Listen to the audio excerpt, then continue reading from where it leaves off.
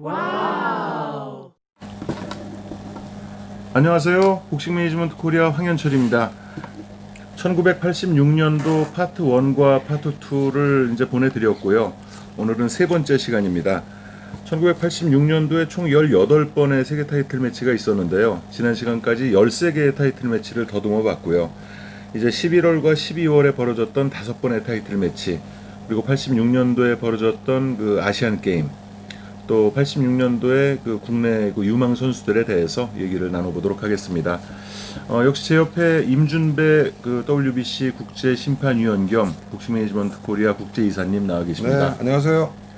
복식 매니지먼트 코리아 이성열 이사님도 자리에 함께 계십니다.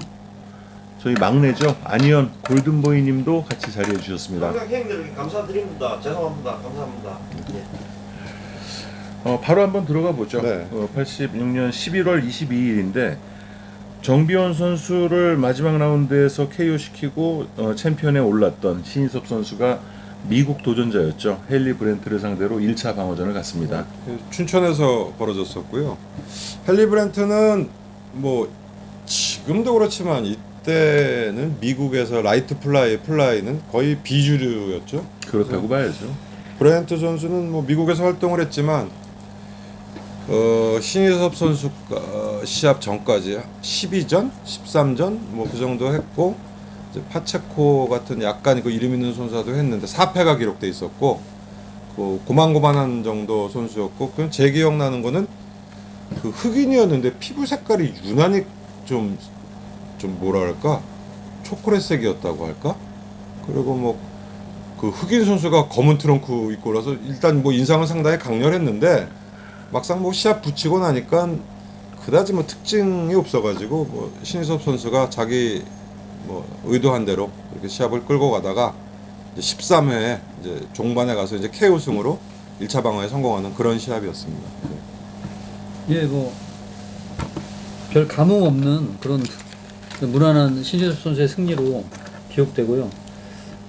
지금 생각하면은 그 신인섭 선수의 그 실력이 물론 뭐 어떤 분들은 뭐 미스터 컴퓨터라고 하시는 분들도 있고, 어떤 분들은 강자만 만나면은 이렇게 뭐 맥없이 쓰러진다는 분들도 있는데, 뭐 저는 이 딱 요 정도의 그 신인섭 선수의 실력이 이런 선수를 만났을 때 요 정도로 끝낼 수 있는 딱 그 선수를 만나서 본인의 실력을 딱 거기까지 보여줬던 이분의 그 실력의 그 마지노선을 극명하게 제가 봤던 그런 기억으로 그냥 남아 있습니다.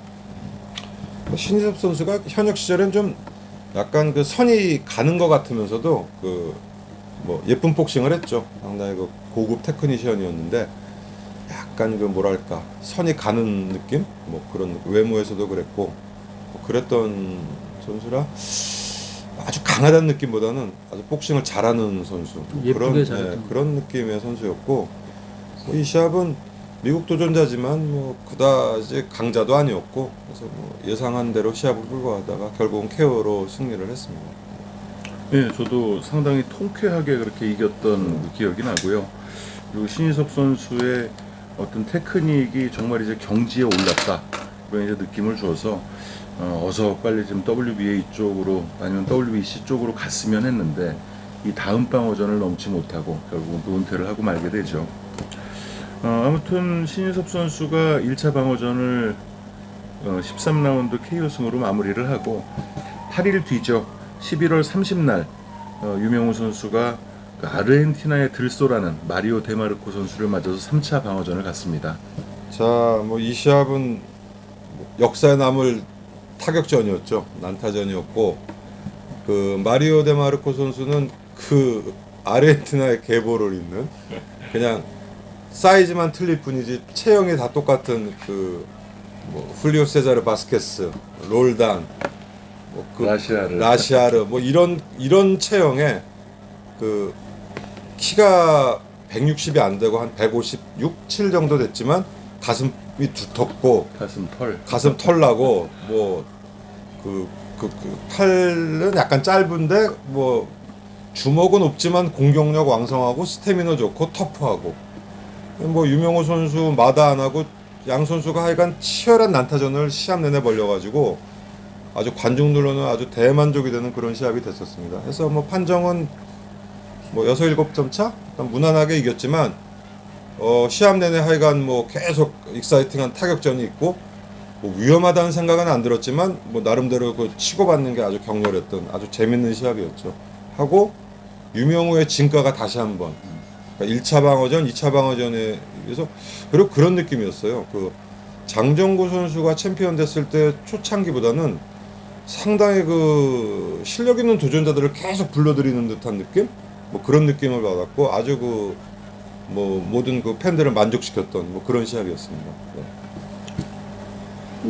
그 손오공 선수와 시합이 지금까지도 회자되는 굉장한 그 수준 높은 타격전으로 널리 알려져 있는데 오히려 이 시합 저 아르헨티나의 들소와 한국의 작은 들소가 두 양국 간의 들소가 붙어버리니까 이거 뭐 손오공 선수 시합보다 훨씬 더 익사이팅하고 서로 그냥 원 없이 서로 너무 즐거웠던 시합으로 남아 있을 것 같은데 이 시합을 보고 장신의 올리버 같은 선수도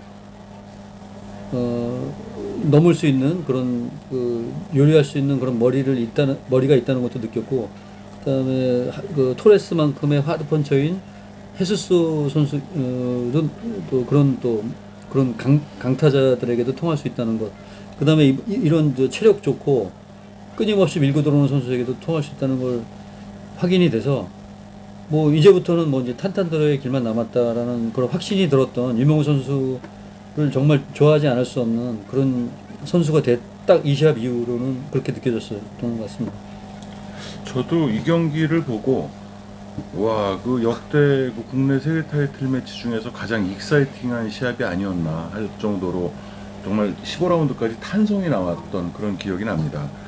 그리고 이때를 기점으로 해서 그 국내의 그 인기 순위가 이제 장정구 선수를 유명우 선수가 넘어선 그런 때가 돼가지고 인기 투표를 하게 되면은 유명우 선수가 장정구 선수를 이제 추월하는 네, 이제 그렇게 그런 됐죠. 시기가 네. 이제 됐었죠. 그 펀치라인 인기 투표, 그 애독자 인기 투표하는데 이제 유명우 선수가 다시 올라섰고 오히려 이제 평가를 그 당시로서 이제 장정구 선수를 뭐 뛰어넘는 어떤 그런 평가를 받는 경우도 있었고 했는데 사실 이 시합은 그래요. 그 호세데 헤수스와의 1, 2차전, 레오 가메스와의 1, 2차전은 약간 불안감을 갖고 시합을 갖고 뭐 가메스도 주니어 플라이급 시절에 상당히 그 펀쳐였고 헤수스도 상당히 그 펀쳐였기 때문에 잘못 걸리면 위험한 상황이 벌어질 수도 있겠구나 했는데 데마르코와의 시합은 아주 난타전이지만 좀 즐겁게 좀 편안한 마음으로 뭐 데마르코의 주먹을 뭐 많이는 나왔지만 많이도 맞기도 하고 뭐 유명우 선수도 눈 쪽이 붓고 했지만 그렇게 뭐 위험하다는 생각은 안 하고 진짜 마음 편하게 신나게 봤던 뭐 그런 그 기억이 있습니다.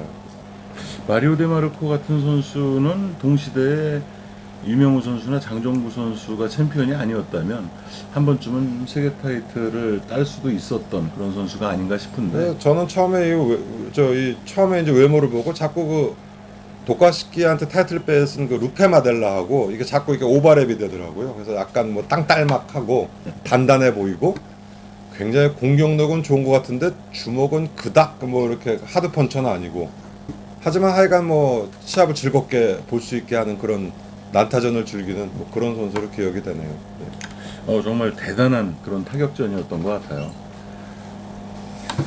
지금 11월까지 얘기를 했고 이제 12월에 그 세 번의 타이틀 매치가 남아 있는데 아시안 게임 얘기를 잠시 해보죠. 그때 86년도 하면은 아시안 게임 전체급 석권이라는 정말 전무후무한 그런 기록을 그 대한민국이 그렇죠. 세웠던 그런 때였습니다. 그래서 역사적이었고 그 아시안 게임으로 인하여 그 육상 쪽에서도 나름 뭐 우리나라 불모지 뭐 지금도 어렵지만 그 육상 쪽에서도 뭐 임춘애라든지 그렇죠. 장재근 선수 같이 그 또 스타가 나왔고 뭐 기억나시겠지만 그 임춘애 선수가 뭐 라면 먹고 뛰었다 옛날에 뭐 그런 말이 유행도 됐고 그래서 하여간 아시안 게임이 내적으로는 뭐 어땠는지 모르지만 그 외부적으로는 상당히 성공적으로 끝났고 앞으로 그 2년 후에 있을 올림픽도 이제 희망적으로 보게 되는 그런 계기가 됐습니다. 했고 정말 그 복싱에서도 전체급 그 석권이라는 정말 그 만화 같은 얘기죠. 전무후무한 기록을 이제 세우게 되고 여기서 이제 우승했던 선수들이 올림픽에도 나가고 그 이후에 뭐 프로로 돈 선수도 있었고 뭐 그랬죠. 이거는 뭐 우리 황 대표님이 좀 체급별로 좀 설명을 해주시죠. 이때도 대표팀이 대단했죠. 그러니까 라이트 플라이에서는 오광수 선수가 이제 네. 금메달을 땄고 플라이급은 김광선 선수 그리고 벤턴급은 문성길 성규 선수, 선수, 예. 패더급이 이제 박형옥 선수, 박형, 예. 라이트급이 권현규 선수. 라이트급이 그 당시에는 금메달이 좀 어려울 거라는 전망이었는데 권현규 선수가 금메달을 땄고 라이트 웰터가 이제 김기택 선수였고요. 김동길 선수가 한 체급 올려서 웰터에서 이제 웰터에서 금메달을 땄죠. 땄죠. 또 라이트 미들은 이혜정 선수가 이제 따게 됐고 2년 2회 연속이었죠. 그렇죠. 뉴델리에서도 땄었고 옛날에 황 대표님이 한번 해보지 않았나요? 이혜정 선수하고? 스파링이었죠. 스파링이었어요? 같은 맞고. 체육관이었었나요? 아닙니다. 딴 체육관이었는데 네. 맞고 굉장한 다운을 경험했던 그런 지우고 싶은 이혜정 기억이 선수도 있습니다. 장사 스타일이죠. 그렇죠. 예, 그래서 좀 장사 스타일. 그리고 미들급에서는 그 신준섭 선수, 네. 또 라이트 헤비에서는 민병용 선수, 헤비급은 김유현 선수가 이제 제패를 김유현. 했었고 그러니까 슈퍼 헤비급은 이제 백현만 선수. 백현만. 이 당시가 있었죠. 그 84년 올림픽부터 LA 올림픽부터 우리나라 복싱에 좀 많이 두각을 나타냈고 그 84년 올림픽과 88년 사이 올림픽에 그 약간 신구가 겹치면서 정말 최강의 라인업의 그 국가대표가 그 구가되던 그런 시절이었던 것 같아요. 정말 그 84년 LA 올림픽 멤버 그리고 86년 아시안 게임 멤버 네. 겹치는 선수들도 있지만 이때 한국 아마 복싱은 네. 아마 요즘 내놔도 네. 그 세계 무대에서도 다 통할 그럴 그 멤버들이었던 것 같아요. 그렇죠. 그리고 이제 가벼운 체급 선수들은 물론 뭐 세계 챔피언까지는 뭐 문성길 선수는 성공을 했고 뭐 세계 타이틀 챔피언까지는 도달을 못했지만 뭐 오광수 선수라든지 김광선 선수 다 나중에 뭐 프로에 들어와서 세계 타이틀까지 뭐 치렀던 그렇죠. 막강했고 이 당시엔 정말 국가대표 되는 게 일이었죠. 맞아요. 네. 전칠성 선수가 LA 올림픽 동메달리스트였죠. 네, 네. 네. 86년도에 이제 프로 데뷔를 해서 네. 프로 생활을 또 시작하게 되고요. 김기택 선수에게 이제 KO로 되면서 이제 아마 생활을 이제 청산하고 프로로 이제 동거했습니다. 맞습니다. 맞습니다. 그때 KO 신이 굉장히 충격적이었던, 그렇죠. 예. 레프트 한 방에 거의 실신했었던. 원투 스트레이트에 그렇죠.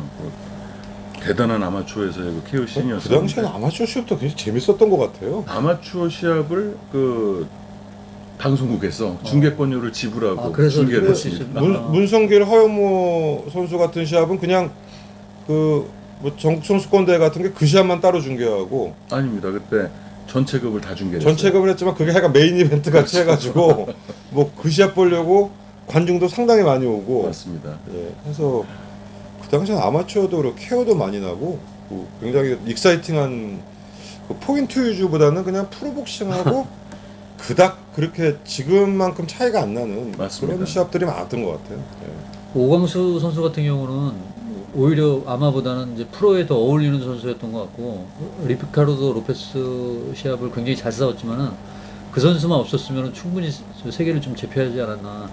그럼 많았을 그 로페조와 시합 때도 잘하면 잡을 수 있다고 네, 들었어요. 굉장히 잘 오광수 쐈어요. 선수야말로 정말 그 특히 그 시합은 뭐 눈부상 때문에 운도 없었지만 오광수 선수도 좀 이 루트를 다르게 해가지고 세계적으로 노렸으면 뭐 충분히 세계 챔피언 할 수 있었던 그런 선수인데 그냥 짧은 프로 캐리어로 그냥 끝나고 말았죠. 또 스타일 자체도 또 프로에 좀 더 가까웠던 것 같아요. 맞아요. 그때 뭐 어떤 선수가 프로에 온다 하더라도 뭐 한국 챔피언, 동양 챔피언 이상급은 전부 할 수 있는 그런 그 실력들이 충분히 갖춰진 그런 그 대표팀 멤버들이 아니었나 싶어요. 어쨌든 뭐 전체급 그 석권이라는 아마 세계 역사상 앞으로는 나오기가 어려울 것 같아요. 그렇죠. 네, 이런 그 근데 그때 당시 뭐 한국에 편파 너무 이렇게 좀 그런 걸 좀 안 좋게 보던 뭐 나라나 이렇게 기자들도 있었던 것 같은데 사실 그 시합 일일이 다 체크해 보면은 진 시합 뭐 이렇게 좀 편파로 해서 이렇게 한두 체급 정도가 그런 얘기들이 들렸었는데 뭐 대부분 다 이겼던 시합 같은데 제 기억으로는 뭐 딱히 뭐 이때는 편파로 인해서 금메달을 가져온 거는 제 기억에는 없어요. 근데 한 경기 정도가 조금 그런 경기 있어서 그러니까 판정이 아마추어는 특히 프로도 그렇지만 논란이 날 수 있는 경우가 많은데 라운드 수도 짧고 근데 네. 그 아주 뭐 극명하게 이건 완전히 도둑질 당했다 뭐 네, 이랬던 그런 시합은 시합은 없었던 것 같고 그 정도의 어떤 그 판정이 갈리는 거는 아마추어는 어떻게 보면 프로보다도 더 빈번하게 일어날 수가 있는 것 같아요. 맞습니다. 네. 86년도 아시안 게임 88 올림픽 이런 걸 통해서 대한민국이라는 이름이 이제 전 세계에 많이 알려지게 된 계기가 됐는데 아이러니하게 그 이릭을 담당했던 복싱은 더 지금 갈수록 지금 쇠퇴기에 접어들고 있어서 좀 이 안타깝습니다. 시절만 해도 올림픽이나 아시안 게임 하면 소위 그 메달 박스라고 했죠. 그래서 복싱에서는 뭐 메달이 금메달이 아니더라도 항상 메달은 뭐 몇 개씩 갖고 왔었고 또 그러던 선수들이 또 프로로 또 전향을 해가지고 좋은 성적을 내고 그러던 시절이라 지금하고는 양상이 좀 틀리죠. 지금은 뭐 지금 젊은 친구들은 뭐 아마추어 하는데 프로 올 필요 없다 뭐 이런 약간 뭐 이런 좀 조류가 있는 것 같아요. 좀 얘기하기가 어려운 주제이긴 한데 잠깐 얘기를 꺼내 본다면 현재 이제 아마추어 선수들이 많게는 연봉을 1억 이상, 네. 그리고 적어도 3, 4천 이상씩 초봉을 이렇게 받는 걸로 알고 있어요. 그러니까 금액의 많고 적음을 따라서 굉장히 안정된 수입이 되는 거죠. 그렇죠. 네. 실업팀에 가서 이제 대통령배나 전국체전을 뭐 위시로 해서 몇 개 대회를 출전해서 성적만 거둔다면은 계속 그렇게 생활을 해나갈 수가 있기 때문에 사실상의 아마복서들이 지금 프로복서입니다. 연봉을 받으면서 연봉 계약을 하고 운동을 하고 있기 오히려 때문에 더 그 돈으로 따지면 더 프로 같은 예, 거죠. 실질적인 프로복서인데 지금 프로에서 한국 챔피언 하는 선수들은 받는 개런티가 많지도 않아요. 뭐 얘기하자면 한 200만 원 정도 수준이고 그 경기를 1년에 뭐 서너 번 이상 하기도 좀 어려운 여건.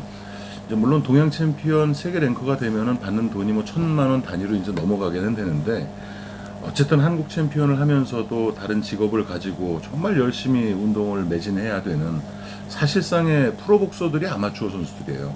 지금 이게 뒤바뀌어져 있는데 저희가 지적하고 싶은 것은 아마추어 선수들에게 많은 연봉을 지자체에서 지불을 하고 그 좋은 성적을 거두게끔 이렇게 운동에만 매진할 수 있는 여건을 갖춰주지만 이 선수들이 국내 대회에서의 어떤 실적만 나오면 자리는 보존할 수 있습니다. 그러면 또 은퇴하고 그 노후의 어떤 또 지도자로 갈 수 있는 그런 이제 루트도 충분히 마련이 되기 때문에 국제 대회에서의 메달을 굳이 따지 않아도 되는 그런 상황이에요. 그러니까 역으로 따지면 생활이 안정되다 보니까 국제대회에서의 어떤 성적이 오히려 옛날보다 더 저조해지고 그 굳이 결과로 따지면 뭐 옛날보다 못한 결과가 계속 되고 있고 그러니까 발전이 없다는 것. 그러니까 이때만 해도 뭐 아마추어 선수들이 정말 죽기 살기로 해서 국가대표가 되고 그 연금을 받기 위해서 뭐 아시안 게임 올림픽에서 정말 그 최선을 다해서 운동을 했었는데 뭐 지금은 연금은 신경도 안 써요. 왜냐하면 받는 연봉 자체가 워낙 높다 보니까 연금이 그렇게 필요한 또 액수가 책정되어 있는 것도 아니고 그래서 과연 이런 시스템이 옳은 것인가 그리고 또 이 선수들이 프로에 넘어오지 않는 것을 뭐라고 얘기할 수가 없는 것이 아마추어의 보장된 생활을 버려놓고 프로에 와서 세계 챔피언이 되면 좋겠지만 그렇게 되지 않는다면 모든 생활이 무너지기 때문에 그걸 또 지적할 수도 없고 그러니까 이게 아이러니한 상황입니다. 이게 닭이 먼저냐 계란이 먼저냐인데 실제로 지금 일본도 프로복서들 파이트 머니가 처음에 많지가 않습니다. 그래서 일본은 프로복서 파이트 머니가 없어요. 요즘은 또 노캐런티로 시합들을 하죠. 그래서 그러니까 티켓으로 지급을 하기 때문에 동양 타이틀 같은 경우도 뭐 하나 예를 들어보자면 그 슈퍼라이트급 챔피언이 이제 리키 나이토 선수가 나가타 다이시랑 방어전을 하는데 1,120만 엔이에요 대전료가. 네.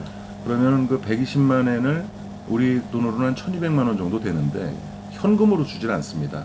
대신 240만 엔의 티켓으로 줘요. 그리고 도전자인 나가타 다이시 역시 30만 엔 정도의 이제 티켓, 60만 엔의 티켓을 받았는데 그걸 다 팔아오는 겁니다. 전부 팔아와서 그 경기장이 꽉 차고 뭐 나이토 다이스케 챔피언 같은 경우는 거의 한 3천만 원 정도를 뭐 손에 쥐었다는 얘기를 들었어요. 그러다 보니까 프로모터들이 시합을 주최하는데 전혀 어려움이 없고 선수들은 선수들대로 또 충분한 그 어떤 수입을 가져갈 수 있는 그런 구조 자체가 일본 복싱계에 만들어져 있는데 국내랑은 전혀 얘기가 다르다는 거죠. 그러니까 제가 일본 가서 이제 시합 심판을 보러 가서 야마나카 시합을 한번 갔었는데 그 당시에 방어전을 하는데 티켓을 1000장을 팔더라고요. 야마나카가.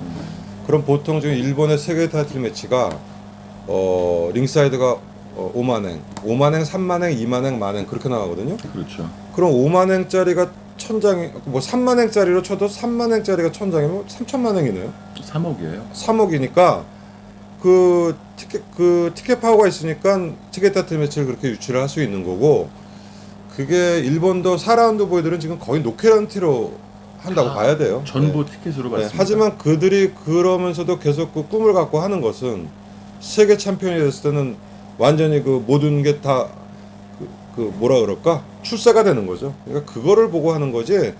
사실 그 4라운드 보이나 국내 챔피언 정도의 사정은 일본도 그렇게 좋은 편이 아니고, 미국도 4라운드 데뷔 그 파이트 머니는 굉장히 작습니다. 하지만 그네들은 성공을 했을 때는 정말 천문학적으로는 숫자가 되고, 우리나라 80년대 복싱도 그랬죠. 이 당시에 제 기억으로 장정구 선수가 이즈음 방어전은 거의 그 당시에 한 1억씩 받았던 것 같아요. 1억을 이제 돌파할 1억, 시점이었어요. 예, 1억 전으로 받다가 이제 이때가 이제 1억 넘는데 80년대 그 당시에 1억이면 지금으로 따지면 글쎄요 얼마쯤 될까? 뭐 어마어마한 뭐 금액이죠. 그러니까 그것을 보고 하는 거지. 그러니까 이게 뭐 초년병 시절의 어떤 파이트먼이나 뭐 이런 거에 대한 그 불만은 사실 좀 그 어폐가 있는 거고, 단 우리나라는 그렇게 고생을 하면서 함에도 불구하고 비전이 없다는 거. 하지만 일본 같은 경우는 세계 챔피언이 되면은 정말 그 수입이 그 천문학적으로 되기 때문에 그 아까도 조금 아까 얘기했지만 야마나카 선수가 보통 1000장 정도를 그냥 자기가 팔아버리니까 거기에 플러스 원래 파이트머니하고 해서 그 리베이트까지 하면은 수입이 이제 어마어마해지는 거죠. 뭐 얘기하다 보니까 그냥 얘기가 좀 새긴 했는데 아무튼 뭐 지금 현재 그 국내 복싱 상황이나 그런 부분들이 프로와 아마 어떤 그 정체성 자체가 많이 흔들린 그런 시점이기 때문에 한번은 좀 짚고 넘어갈 필요가 있습니다. 다음에 기회가 된다면 좀 더 심화해서 얘기를 한번 해보도록 하고요. 자, 그러면 12월 달의 방어전으로 한번 얘기를 또 돌려보죠. 12월 3일입니다. 그 85년 3월이었죠. 그 카오사이 갤럭시에게 도전해서 엘보냐 펀치냐의 어떤 그 의문을 좀 던졌었던 그 이동춘 선수가 이번에는 엘리 피칼 선수에게 IBF 주니어 벤턴급 타이틀을 도전하기 위해서 자카르타로 날아갑니다. 뭐 이 당시에 엘리 피칼은 이제 그야말로 전성기였죠. 그 인도네시아의 거의 뭐 국민적 영웅 그 대접을 받고 있었고, 그 이동춘 선수는 뭐랄까 한 고비가 지났다고 할까요? 이미 그 새는 좀 꺾인 상태고, 뭐 예상한 정도의 시합으로 뭐 KO패를 당하게 됩니다. 그래서 뭐 예상도 이렇게 뭐 긍정적이었던 건 아니고요. 뭐 승리를 예감하기는 좀 어려웠던 시합이었고, 뭐 원정전 나가서 뭐 이제 정말 그 KO 장면은 무참하죠. 예, 무참하게 KO가 되는 그런 장면을 보여주고, 또 세계 정복에 또 한 번의 실패를 맛보는 뭐 그런 시합이 되었죠. 그리고 가장 한국적인 한국적인 복싱을 했던 제 기억으로 이동춘 선수가 약간 좀 하락세에 있을 때 그때 당시 가장 피크에 올라 있는 앨리스 피카를 상대로 더군다나 원정전을 가서 뭐 이렇게 좀 갤럭시전보다는 조금 더 몇 라운드가 더 오래 갔지만은 그래도 어쩔 수 없는 그 엘리아스 피칼의 그 무지막지한 그 강펀치에 뭐 침몰될 수 없는 뭐 어쩔 수 없는 그런 시합이었던 거 같아서 뭐 조금 안타깝고 그런 건 없고요. 그냥 그냥 그 공식에 딱딱 들어맞는 그런 시합이었던 것 같아요. 이 경기를 중계 방송을 해줬었나요? 안 했던 걸로. 안 했던 걸로 안 했죠? 기억합니다. 난 그거 왜 봤지 근데? 어디서 봤지? 인도네시아 테이프로 봤나? 아무튼 하여간 화질 안 좋은 시합으로 저 화면으로 봤는데 뭐 흔히 보이는 그 동남아시아 동남아시아 화질. 80년대는 사실 국내에도 그렇게 화질이 좋은 편은 아니었는데 동남아 쪽 화질은 우리보다 더 떨어졌었죠. 인도네시아나 그 태국 시합은 그 당시 거 웬만한 거는 사람 얼굴 잘 안 보입니다. 눈, 코, 입 구별 잘 안 되고 그 정도. 그나마 필리핀이 조금 더 괜찮았던 것 같아요. 필리핀은 좀 약간 태국은- 양질의 화질이 예. 있었고 그리고 이 당시에 인도네시아 그 관중들 반응이 거의 광기였던 것 같아요. 맞아요. 막 뭐 진짜 대광 뭐 파이트 이 입장료가 얼마인지는 모르겠는데 거의 뭐 우리나라 60년대처럼 그 혹시 사실 뭐 인도네시아도 배드민턴 빼고는 뭐 특기할 만한 스포츠가 없었잖아요. 볼링 정도죠. 그러니까 뭐 볼링이나 사실 배드민턴은 그렇게 대중적이 될 만한 스포츠라고 할 수는 없고 그래서 이 당시가 하여간 그 인도네시아 어떤 복싱 황금기 같던 그런 시절이었고 그 관중들의 기세가 이 태국이나 이쪽하고는 또 분위기가 틀리게 좀 살벌한 느낌까지 나고 거의 무슨 구테타 현장에 있는 것 같은 느낌 막 그런 느낌을 받고 좀 그러니까 아무래도 그 어웨이로 그 원정원 선수는 기가 많이 죽을 것 같더라고요. 그 뭐 좀 그렇더라고요 거기가. 또 뭐 엘리아스 피칼이 초대 챔피언이다 보니까 네. 그런 상징성도 있어서 그 인도네시아 관중들이 더 열광을 하지 않았나 그 전에 싶어요. 세계 챔피언이 그러면 없었나요? 없었어요. 동양 챔피언은 이제 그 윙서 수세노 있었고 그 키 큰 루디 시레가 그리고 이제 80년대 들어서는 많이 나오죠. 네. 뭐 아메리코 토마스 아메리카도 있었고 아메리카 이제 70년대였고 폴리 파시레로도 파시레로도 있었고 또 김봉렬 선수가 파시레로를 이기고 85년에 6년에 챔피언이 됐는데 수아르노도 있었고 그 70년대 우리나라도 한번 원정했던 그 루디 시라가라고 굉장히 장신의 그 선수가 있었고 했는데 글쎄 인도네시아 복싱은 특징이 이게 뭐 태국이나 또 필리핀하고는 또 틀려가지고 했는데 뭐 일전에도 한번 언급한 바가 있지만 상당히 그 안전관리 같은 데는 조금 좀 그 신경을 안 쓴다고 할까요? 그래서 선수 건강관리나 뭐 케어패 당한 선수가 그냥 또 뭐 한 열흘 있다 또 막 올라오고 뭐 이래서 링사고도 좀 자주 나는 편이었고 뭐 그런 나라였습니다. 그래서 국민성이 틀린 건지 모르겠지만 태국하고는 또 다른 분위기. 태국은 여기저기서 시합을 해도 그런 기록이 집계는 되는데 인도네시아는 집계가 안 되기로 유명해요. 인도네시아 선수들의 전적 관리가 정말 안 되는 나라. 인도네시아도 인구가 굉장히 많은 나라죠. 그렇죠. 그래서 뭐 인도네시아가 맞나요? 인도는 워낙 많지만 인도는 13억이고 그렇죠. 인도네시아도 굉장히 커요. 나라가 생각보다 굉장히 크고 인도네시아도 인구가 굉장히 한국의 4배 정도 되는 걸 알고 있는데 정확한 건 굉장히 많은데 뭐 하여간 복싱은 이 당시가 뭐 우리나라 60년대 같은 분위기? 진짜 뭐 미친 듯이 열광하고 특히 엘리 피가레 선수가 시합 자체가 굉장히 그 러프하고 이러기 때문에 그 뭐라 그럴까 피를 부른다고 할까? 뭐 이런 시합이 많았기 때문에 굉장히 뭐 한국에도 예전에 그 김기수 선수가 챔피언 됐을 때 한국 관중들의 그 열광이 있었는데 그런 비슷한 상황이었던 것 같아요. 그거보다 더 살벌해요 분위기가. 그 관중들이 그거에 이제 보나요? 동남아 거의 뭐 특성상 이기면은 뭐 뒤집어질 것 같은 약간 그런 느낌. 그런 느낌이고 그건 뭐 좀 옛날엔 좀 그랬지 않습니까? 뭐 미국도 지금 어떻게 보면 지금 점잖은 거죠. 70년대 뭐 이렇게 막 그 클라이막스 가면 뭐 총 쏘고 뻥뻥 뭐 총소리 나고 공포탄 쏘고 특히 뭐 LA나 이런데 그리고 푸에르토리코 파나마 이런 데는 총소리 나죠. 남미에서야 많았죠. 네, 총소리 시합장에서 총소리 나고 홍수환 선수 4전 오기 했을 때도 총소리 무지하게 났었어요. 그 뭐 이제 막 뭐 좀 진짜 살벌한 분위기고 그렇게 되면 그 원정원 선수는 굉장히 위축될 것 같아. 이거 내가 이기면 죽을 것 같은 뭐 그런 분위기도 좀 날 것 같은데 우리나라도 약간 그런 분위기였던 때가 있었죠. 70년대는 거의 그렇지 않아요? 그리고 특히 76년도에 그 염동균 리아스코 그리고 두 달 있다가 홍수환 자모라 2차전 때는 거의 뭐 난동이 일어나가지고 WBA하고 WBC에서 한국을 위험 기피 지역으로 또 잠깐 선정한 적도 있고 그 당시에 우리나라도 뭐 지면은 좀 억울하다고 치면 거의 뭐 의자 날라 들어오고 할 때니까 또 뭐 그거대로 또 재미가 있었어요. 이렇게 이동춘 선수의 두 번째 도전도 무위로 돌아가고 4일 뒤죠. 12월 7일인데요. IBF 주니어 플라이급 타이틀 결정전을 최저만 선수와 박조훈 선수가 갔습니다. 도디보이 페날로사가 챔피언이었었는데 한 체급을 올렸어요. 네, 플라이를 올렸죠. 그래서 신희섭 선수에게 이 다음 해에 이제 도전을 하게 되고 공석이 된 타이틀을 놓고 86년도에 이제 동양 챔피언이 되었던 그 박조훈 선수 그리고 최정만 선수가 이제 결정전을 갔죠.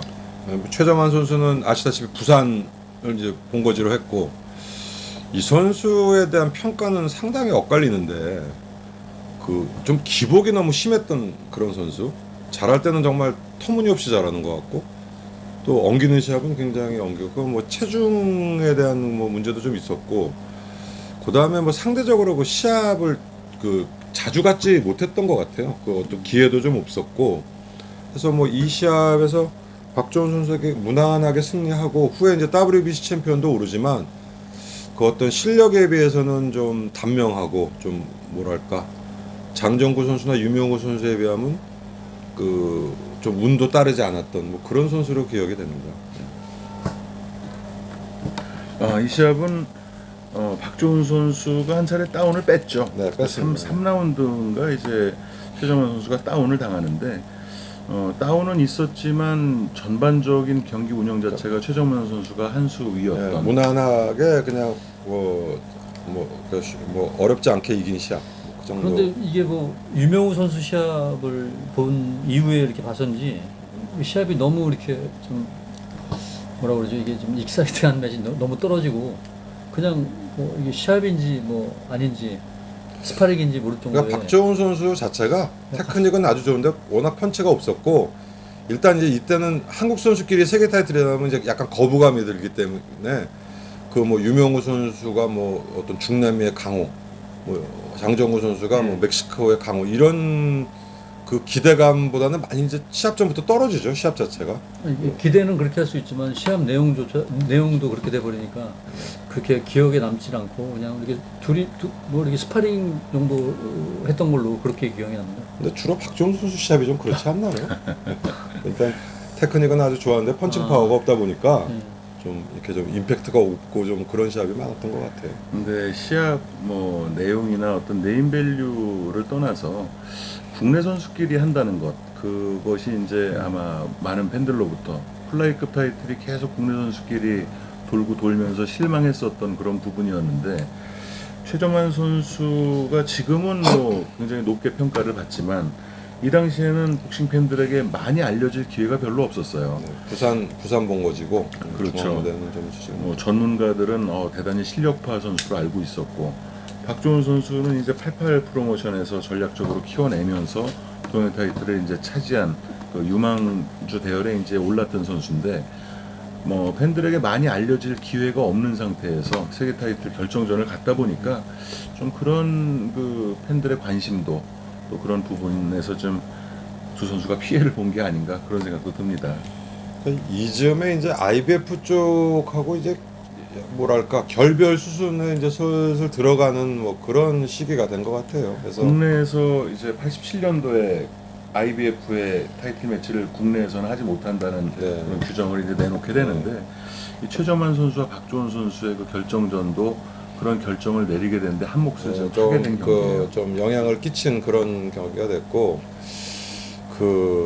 글쎄 결과적으로 따지면 IBF에 너무 빨리 적을 뒀다가 또 너무 빨리 또 포기해버리는 뭐 그런 느낌. 그래서 지금도 이 IBF 멤버들이나 수뇌부 쪽은 한국을 별로 좋은 이미지로 보질 않아요. 차라리 달면상 피고 쓰면 차라리 이제 뭐 그 IBF의 어떤 초창기의 경량급 쪽의 어떤 타이틀 매치를 계속 할 수 있는 그런 공은 인정을 받지만 이게 사람 일이라는 게 오히려 지금 IBF는 일본 쪽에 굉장히 공을 들이고 있고 이제 최근에 이제 일본 쪽 몇 년 전이죠. 일본이 이제 IBF와 WBO를 개방을 하고 하다 보니까 이제 각 세계 기구가 경쟁이 되는 거죠. 하다 보니까 IBF 쪽은 지금은 일본 쪽에 상당히 뭐 그만한 자원도 많지만 상당히 기회도 많이 주고 그래서 일본 쪽에 상당히 공을 들이는데 이상하게 일본은 아직도 그 IBF 쪽은 약간 좀 부신하는 뭐 그런 분위기? 일본은 상당히 전통적인 거를 또 중요시하는 그런 성향이 있어가지고 상당히 보수적인 것도 있고 복싱에 한해서는 하다 보니까 아직도 WBA, WBC 그렇게 하고 최근에는 오히려 WBO가 굉장히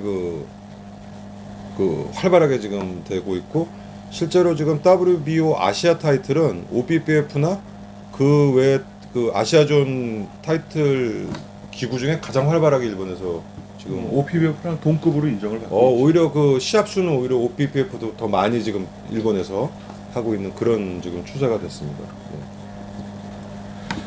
이렇게 최정환 선수가 챔피언이 되면서 IBF 타이틀을 또 하나 국내로 가져오게 됩니다. 참 매겁죠. 그리고 이제 일주일 후에요. 장정구 선수가 그 11차 방어전을 갖게 되는데 네.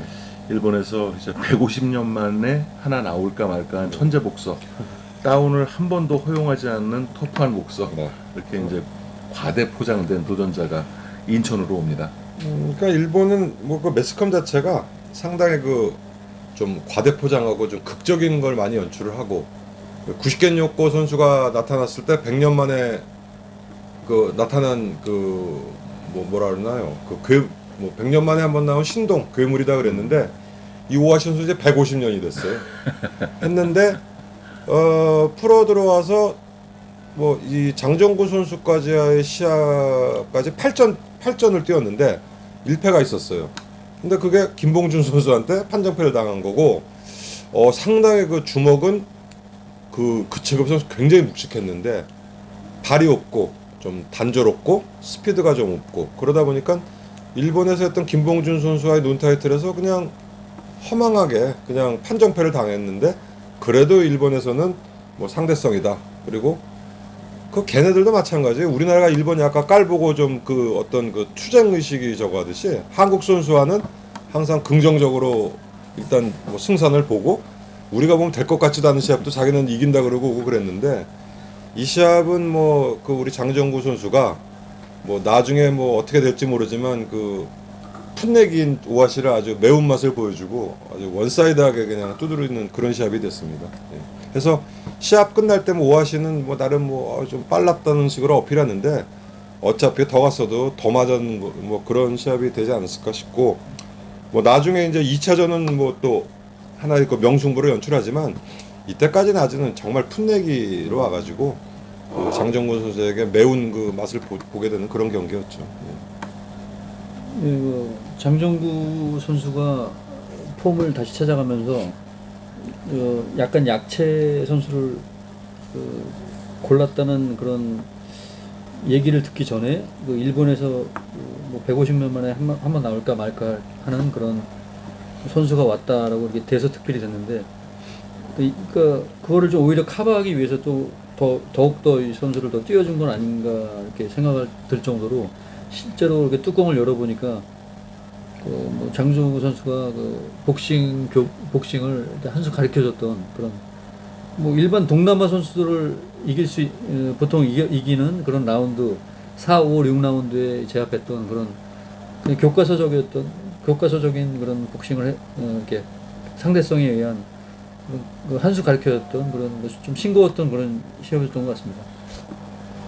사실 오하시 선수가 그 어퍼컷의 약점을 보이게 되니까 장정구 선수가 끊임없이 라이트 어퍼를 쳐서 결국은 다운을 뺐고 레프리 스톱까지 이끌어냈는데, 약점을 한번 무니까 결코 놓치지 않던 장정구 선수의 그 경기력이 생각이 납니다.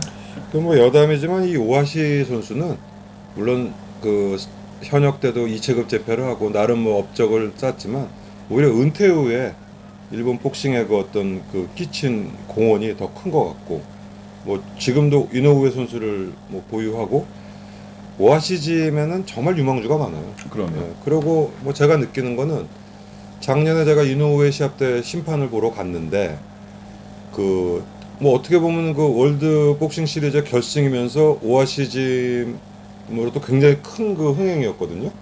근데 장정구 선수를 초청을 했더라고요. 그래서 시합장에서 제가 장정구 선수를 만났는데, 어쨌든 자기에게 두 번의 그 패배를 안겨주고 했지만, 지금도 그 어떤 두 사람 간의 우정이 계속 이어져 가지고, 그 당시에 저 심판 보러 갔는데 앞에가 10만 행이었으니까 100만 원이죠. 근데 그 세 자리를 갖다가 그 장정구 선수를 위해서 비워놓고, 그 경비라든지 요코하마 쪽에 숙소도 정해주고, 그래서 그것도 사실 쉽지는 않거든요. 그렇죠. 네, 그리고 지금도 오하시는 뭐 자기 후배들이나 자기네 그 선수들 관원들에게 그 장정구 선수와 자기와의 시합을 지금도 얘기하고, 어떤 그 장정구 선수의 위대함을 얘기하면서 했고, 이 일본은 그런 게 있어요. 그 와지마 고이치가 그 계속적인 인기를 받고 시바다 구니아케도 그렇게 무참하게 지면서도 인기를 받은 게 그 지고 나서의 그 행동 그리고 그 시합 내용. 그러니까 와지마 고이치가 그 알바라도나 유제도 선수에게 정말 무참하게 졌는데도 그 어떤 시합 중에 알바라도와의 시합 때도 보여준 투혼 이런 것 때문에 그 패배는 뭐 물론 실망스럽지만 그 시합 내용을 굉장히 좀 중요시하는 그런 게 있는데 오하시 선수가 뭐 사실 그네들이 보더라도 장종건은 특급 챔피언이었거든요. 근데 어쨌든 용감하게 KO는 됐지만 대항한 걸 보고 그래도 이 선수가 희망이 있다는 뭐 그런 어떤 그 여운을 남겼던 그런 시합이었습니다. 선수에게 조금의 가능성이라도 있고 그 선수가 열심히 하면 그 선수에게 반드시 기회를 줍니다. 그게 일본 복싱의 이제 특성인데요. 그 뭐 있지 않습니까? 그 니시오카가 비라폴과의 1차 대회에서 가능성을 보이니까 4번을 붙이잖아요.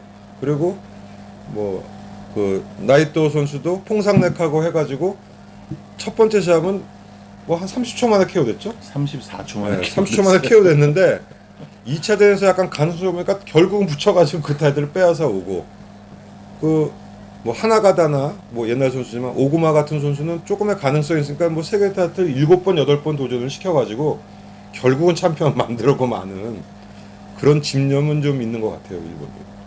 그러니까 어쨌든 선수가 노력하면 꼭 그 선수에게 그 기회를 주는 그런 그 풍토가 돼 있기 때문에 일본 선수들은 그런 믿음을 가지고 더 열심히 이제 그 연습을 하는 것 같은데 그런 좋은 면은 어쨌든 저희도 좀 배워갈 필요가 있을 것 같습니다. 그리고 아무튼 뭐 똑같은 얘기지만 그 결과가 졌지만 뭐 어떤 그 가능성을 보이면 실망하지 않고 다음 기회를 또 노리게 해주는 그런 풍토는 뭐 우리나라도 좀 뭐랄까 본받아야 된다고 해야 되나 좀 그런 거는 좀 상당히 좋은 저거라고 생각을 합니다. 자 이제 세계 타이틀 매치는 다 마무리가 됐고요. 이제 그 뭐 세계 타이틀 위주로만 얘기하다 보니까 이 당시에 국내 그 동양에 대해서 얘기를 할 기회가 없었는데 잠깐 되짚어 보고 가죠. 이 당시에 주니어 플라이급은 그 박조훈 선수가 동양 타이틀을 차지를 해서 결국 12월에 그 최정환 선수와 이제 IBF 타이틀 결정전까지 갖게 되고요. 플라이급 경우에는 신희섭 선수가 동양 챔피언이었었죠. 굉장히 오랫동안 지배를 해오다가 결국 또 IBF 챔피언으로 격상이 됩니다. 그리고 주니어 벤텀급 같은 경우에는 장태일 선수가 85년도에 챔피언이었는데 와타나베 지로 선수에게 도전을 앞두고 그 간염이 이제 발발하면서 타이틀을 내놨고요. 그 타이틀을 태국의 팽암 추아타나 선수가 가지고 갔어요. 근데 정말 그 아무도 승리를 예상하지 않았는데 86년도에 김기창 선수가 태국으로 원정을 가서 팽암 추아타나를 KO시키고 동양 타이틀을 이제 따가지고 오죠. 그리고 86년 말 정도에 정병관 선수와 방어전을 갖게 되는데 그 경기에서도 그 예상을 뒤엎고 정병관 선수가 3회 KO승을 거두고 동양 타이틀의 홀더가 바뀝니다. 그 경기는 아마 기억하실 거예요. 더블 록다운이 나왔던 경기인데 더블 록다운이 나왔었죠. 그러면서 그 주먹에 무게감이 있었던 김희창 선수가 정병관 선수에게 이제 무너지는 그런 경기가 됐고요. 벤텀급은 이 전해에 강기열 선수가 동양 타이틀을 획득을 해서 86년에만 4번인가 5번인가의 방어전을 가지고 예. 순항을 하죠. 그 강기열 선수도 상당히 세계를 노려볼 만한 선수였는데 노려볼 만했어요. 그리고 네. 87년에 실질적으로 기회가 갈 뻔했는데 87년도 초반에 이제 어니카탈루나에게 KO패를 하면서 결국은 그 세계 정상 도전 일보 직전에서 그 스톱이 되고 맙니다. 또 주니어 패더급은 그 지난해였죠. 모구르마다쿠야를 이겼던 최영갑 선수가 이제 챔피언이었고요. 그런데 방어전을 느닷없이 태국에 가서 하게 됩니다. 아 그래 그 프라운삭 무항수린과 이제 방어전을 가지게 되는데 거기에서 아쉽게 이제 한번 다운을 뺏기고 그 점수는 근소하게 나왔는데 2대0 판정으로 타이틀을 내주면서 타이틀을 뺏겼고 그 프라운삭 무항수린이 그래서 이제 이승훈에게 도전을 다음에 하게 이제 됐죠. 이승훈과 또 세계 타이틀을 한번 그 할 수 있는 그 기회가 생긴 거죠. 그렇죠. 예. 동양 챔피언 예, 자격으로 예. 인사하게 됐고요. 패더급은 정기영 선수가 세계 챔피언이 되면서 반납한 타이틀을 황재영 선수가 이제 가지고 오게 됩니다. 그래서 참 그 테크닉이 좋고 스피드가 빠졌던 선수. 주먹이 좀 없었지만 테크닉은 아주 좋았었죠. 그렇죠. 그 주니어 라이트급은 86년도가 86년 2월이었을 거예요. 네, 정청원 선수와 김성윤 선수가 그 라이벌전을 자, 갔습니다. 이 김성윤 선수가 또 갑자기 부각이 돼서 그렇죠. 또 세계 타이틀을 할 수 있으려는 그런 레벨이었다고 생각을 했는데 또 의외로 또 뭐 짧은 또 단명이 되었었죠. 정청원 선수가 전승이었었고 실제로 시합전 예상은 정청원 선수가 좀 유리할 것이라고 많이 이제 있었는데 결국 김성윤 선수가 KO승을 거두고 그 전통적인 거의 7대3 정도로. 그렇죠. 예. 그 전통적인 왜 우리나라 잡초가 에리트를 잡는 뭐 그런 시합. 예, 그런 물론 시합이 아마추어를 하진 않았지만 네네. 그런 이제 전형이 됐었고 그 여세를 몰아서 김성윤 선수가 그 로드 세키난을 불러와서 2대1 판정으로 꺾고 동행 챔피언이 됩니다. 그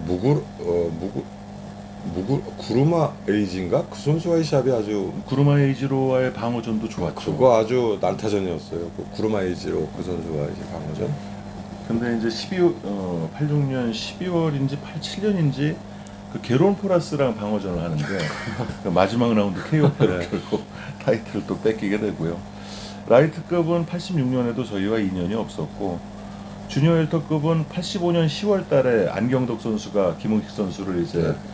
판정으로 이기고 타이틀을 가지고 왔는데 86년 11월 달에 이상호 선수에게 또 타이틀을 넘겨주게 됩니다. 그러면서 이상호 선수가 정말 그 데뷔한 지 7년 만에 동양 챔피언이 되는 그런 경기가 됐고요. 그 시합 이후에 그 김흥식 선수가 다시 한번 좀 도전을 해서 삼각구도를 한번 다시 한번 만들었으면 어땠을까 했는데 그게 좀 힘들었을까요? 그때? 김용식 선수 그때는 복싱 김흥식 선수는 일본으로 가서 네. 그 선수생활을 이후에 했어요. 진 다음에 데라사와 카즈오라는 그 일본명을 가지고 80년대 후반에 잠깐 활동을 했었는데 무슨 개인사가 있었는지 모르겠는데 두 번을 시합에서 모두 이겼거든요. KO로 이기고 다시 그냥 한국으로 돌아오면서 은퇴를 합니다. 그렇게 됐고 웰터급은 황준석 선수가 챔피언이었는데 이 해가 황준석 선수에게는 이제 좀 좋지 않은 해였죠. 그 7월 달에 백인철 선수와 10월 달 경기를 앞두고 두 선수가 백인철 선수는 노창환 선수와 경기를 갖고 황준석 선수는 롤란도 알데미아와 방어전을 가져서 이긴 후에 이제 10월 18일에 백인철 선수랑 경기를 하는데 결국 이제 한번 다운을 뺏기고 또 판정패를 하게 되고요. 출혈이 많았었죠. 그렇죠.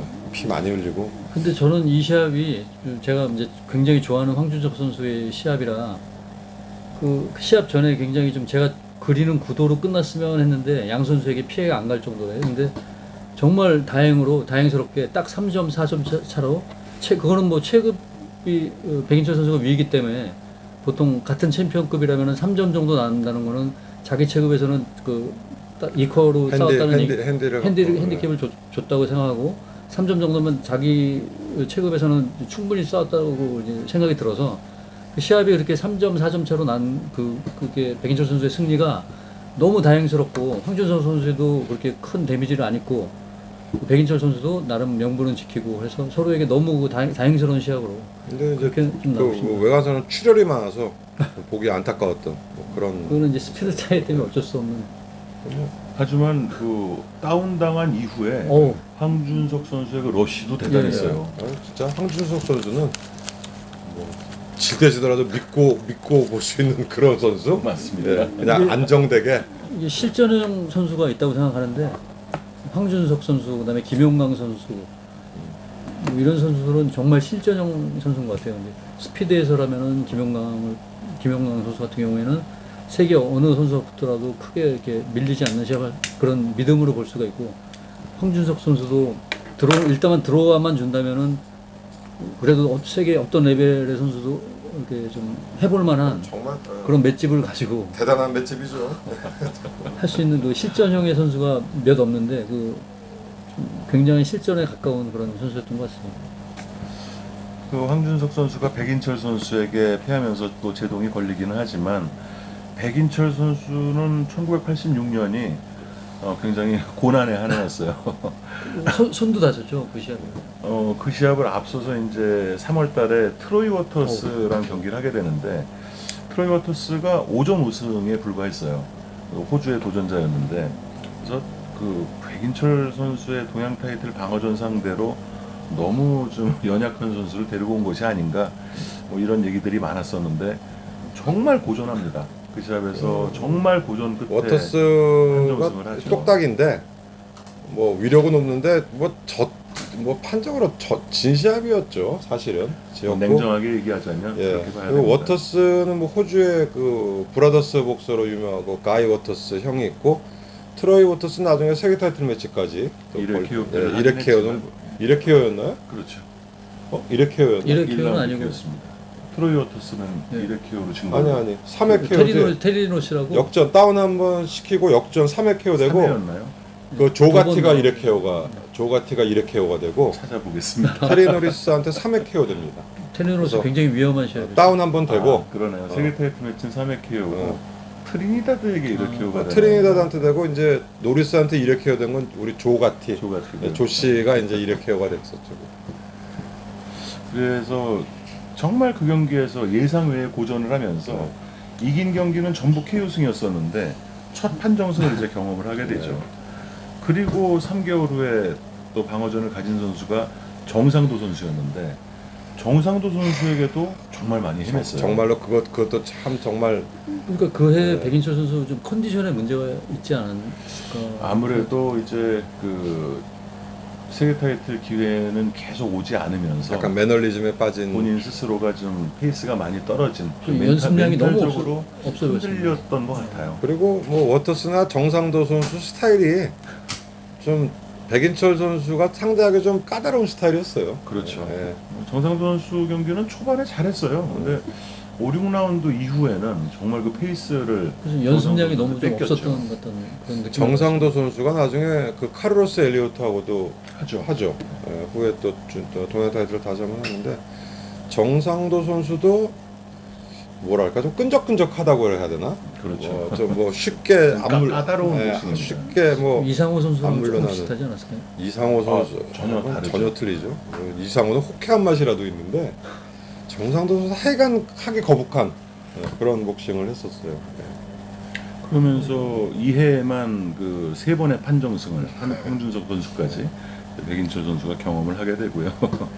미들급은 아까 잠깐 얘기가 나왔지만 김봉렬 선수가 이제 폴리 파시레론을 KO시키고 이전에 타이틀을 땄는데 다시 이제 인도네시아 가서 수아르노 선수에게 KO케 하면서 뭐 단번에 인도네시아 끝입니다. 챔피언 된 건 소리 소문 없이 가가지고 다들 깜짝 놀랐죠. 그래서 그렇죠. 이제 또 한 명의 또 미들급에서 뭐 챔피언이 생겼구나 했는데 의외로 또 짧게 또 마감을 하고. 그리고 뭐 이 당시 뭐 이왕 뭐 시간 약간 뭐 잠깐 얘기하면 세계적으로 이제 획을 긋는 타이슨이 출연을 하죠.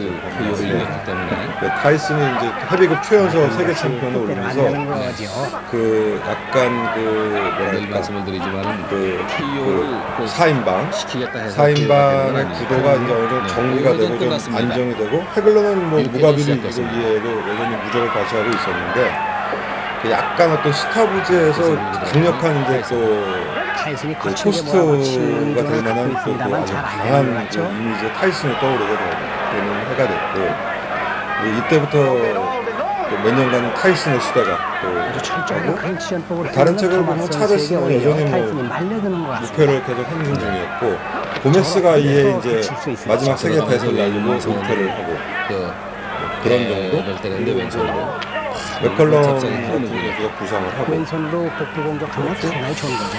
나름대로 상대 이 당시가 이제 그 80년대 중반 되면서 어떤 중남미 복싱이 약간 쇠락을 하고 다시 미국세가 좀 많이 득세가 크기 되는 때문에 타이슨도 참 그 접근하기 시기가 어려운 것 됐죠. 같습니다. 네, 이번에 이게 LA 접지리에 올림픽 이어서 이후에 배려를 짧은 주먹입니다. LA 올림픽에서 근데 뭐 사실 미국 대표 중에 프로야 성공한 거는 후테커가 있었고 때리고 붙잡고 테일러도 하니까 어느 정도 뭐 테일러도 그렇고 버즈릴도 어차피 뭐 있었고 장거리 맞다. 폴리필드가 동메달리스트였지만 뭐 그 이번에는 사실 뭐 실력으로 동메달이 된 게 아니었고 실격패로 동메달을 땄기 때문에 했지만 사실 홀리필드는 그다지 존재감은 없었어요. 프로에 대비해서 딱 빠질 때로 그 브릴랜드 그런 생각을 하겠죠. 아니지 브릴랜드가 아니지. 왠지 브릴랜드. 그래서 그 충거리고 미국 국가대표들 프로 데뷔가 같이 했었죠. 같이 했었는데 그 당시에까지는 물론 이제 금메달리스트가 아니었지만 홀리필드는 그 당시까지 그렇게 후에 그 정도까지 올라가려고는 뭐 생각을 못했던 선수였고 히타코 같은 선수가 이제 많이 조명을 받았습니다. 네, 브릴랜드가 에이스였고 뭐 히타코 정도.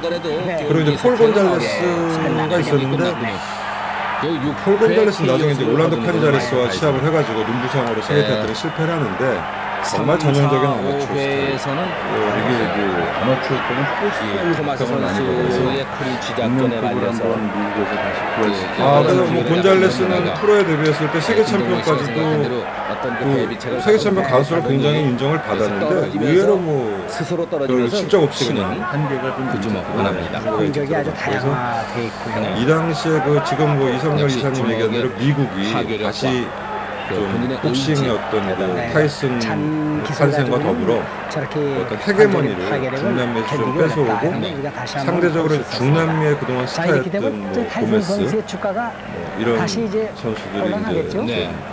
쇠퇴를 역시 하고 타이슨 중남미세가 좀 그 약해지는 토마스 선수는 그런 타이슨의 시점이었기도 그 대적이 했어요. 못했다. 이 지금 그 아까 어떤 홀리필드 말씀하셨던 프로모션의 대표죠. 홀리필드가 그때 당시만 대단한 해도 큰 주목을 분이죠. 받았지만 미국 사람들하고 이렇게 어떻게 자, 짧게 이렇게 보세요. 얘기해 보면은 얼릴 맞대고 무하마드 있다가 옆구리 치면서 여기서 하이 시발이 선수와의 됐죠. 그 오른 주먹에 이어서 처음 그 라이트 헤비급 세계 타이틀 그러죠. 매치가 보다 아니죠 왼 라이트 주먹이 헤비급 라이트 근데 그 시합을 이제 굉장히 선과 악의 대결로 구도로 그렇죠. 잡아가지고 왼쪽. 이게 이제 연타로 맞으면 몰리기 시작을 하죠. 여기서. 크루저 올라왔을 그 의식은 이런 것이 아니냐. 홀리필드가 처음에 라이트 헤비급 크루저도 아니었나요? 라이트 헤비급으로 출발하는 거라고 1m 90cm의 크루가 크루저프 타이틀을 먼저 하게 됩니다. 아마추어에서 라이트 헤비를 나무 했고 토막이 프로에 와서도 크루저를 했는데 헤비급으로 뛰기는 너무 작았고 구멍나무 쓰러지다 그리고 쓰러졌다는 그 표현을 그 쓰는데 하이아이 시합은 메이저는 안 했어요. 그 시합 자체도 그러고 완전히 그 메이저 다리가 레이블로는 풀리고 아까 얘기한 대로 이제 의식이 그 브릴랜드하고 없는 히타코가 좀 그 조명을 상태가 받았고 네, 이렇게 되면 경기 외적인 미국 얘기입니다만 사람 클로브를 공토의 풀어줬다는 매니아들 것이 오히려 타이슨 선수에게 톡이 된 것 감명을 많이 같습니다. 받았고 그 사람 개인적인 얘기겠죠. 그랬었을 수도 있겠죠. 근데 그 하이아의 오히려, 그 충격을 홀리필드와의 받았던 시합은 그 메이저도 토마스가 아니었고 이익이 될 것 메이저 같은 C에서 한 네. 것도 아니고 자, 그렇기 때문에 이 하고 챔피언 하이가 배틀을 물론 뭐 나름 그 네. 사드 무하마드를 타이슨 이기고 선수가 했지만 이렇게 아주 KO를 그 거두었습니다. 주요 레벨의 챔피언 어떤 세계 인정서하고 그룹 일단 배트가 크루저급 이루어졌죠. 자체가 인기가 없었어요. 인기가 없었기 때문에 재미가 없죠. 네, 그래서 홀리필드가 그 크루저 상당히 강함을 보이고 나중에 그 헤비급에서도 마이클 타이슨 굉장한 선수가 공을 KO 를 세우지만 거뒀습니다. 그 프로 데뷔했을 때는 상대적으로 약간은 좀 그 밑으로 처지는 그런 느낌이었죠. 자, 얘기를 나누다 보니까 거의 1시간이 다 돼갔습니다. 이렇게 해서 1986년을 여기서 마무리를 하고요.